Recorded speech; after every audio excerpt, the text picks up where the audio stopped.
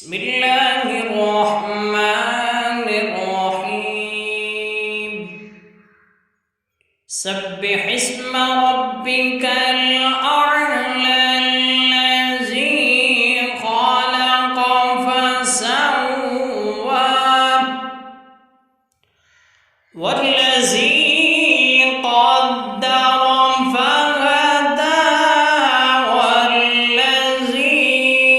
أخرج المرعى فجعله غثاء أحوى سنقرئك فلا تنسى إلا ما شاء الله إنه يعلم الجهر وما يخفى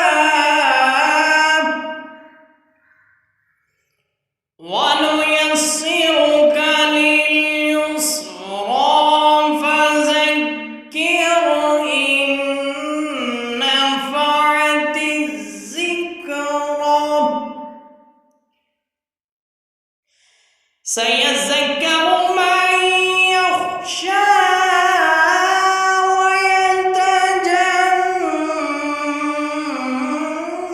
ويتجنبها الأشقى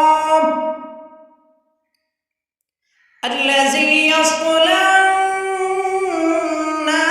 النار الكبرى ثم لا يموت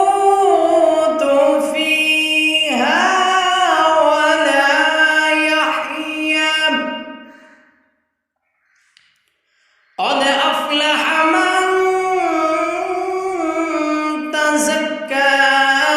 وذكر اسم ربه